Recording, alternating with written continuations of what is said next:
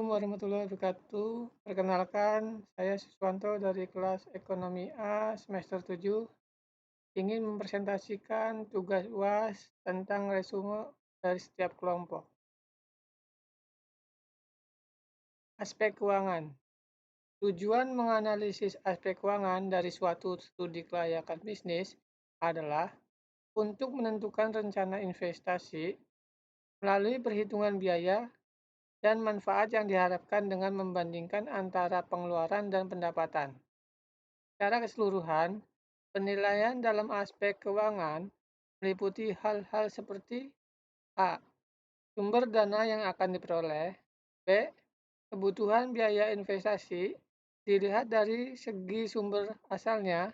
Modal dibagi dua macam, yaitu satu, modal sendiri adalah modal yang diperoleh dari pemilik perusahaan dengan cara mengeluarkan saham baik secara tertutup atau terbuka.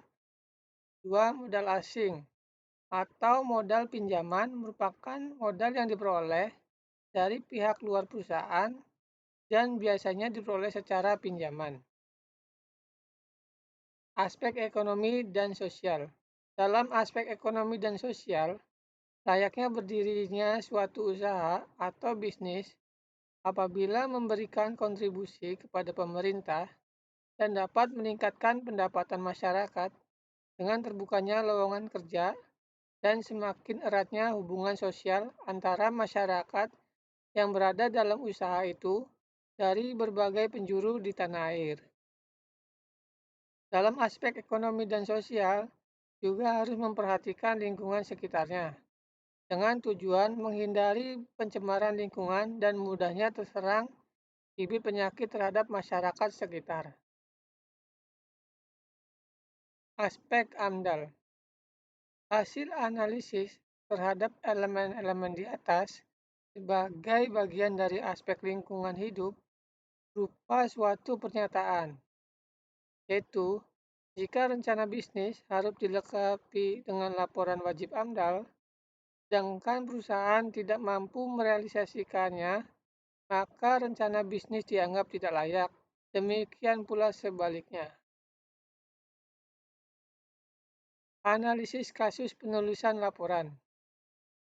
Studi kasus menjadi berguna apabila seseorang atau peneliti ingin memahami suatu permasalahan atau situasi tertentu dengan amat mendalam dan di mana orang dapat mengidentifikasikan kasus yang kaya dengan informasi, kaya dalam pengertian bahwa suatu persoalan besar dapat dipelajari dari beberapa contoh, fenomena, dan biasanya dalam bentuk pertanyaan.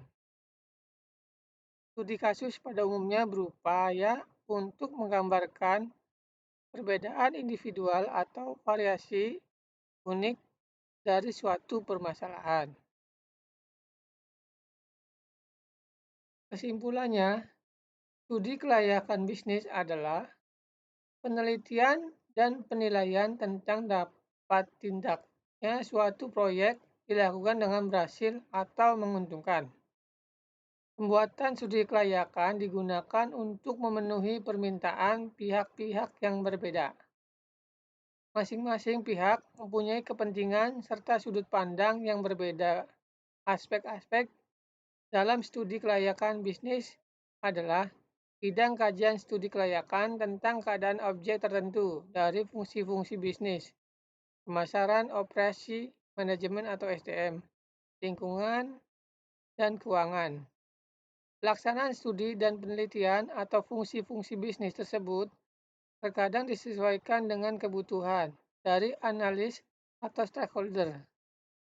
Prinsip manajemen PAOAC ini sangat banyak sekali digunakan oleh organisasi kecil maupun besar yang bertujuan untuk lebih mengembangkan dan mengelola organisasi mereka. Sekian presentasi dari saya, kurang lebihnya mohon maaf. Assalamualaikum warahmatullahi wabarakatuh.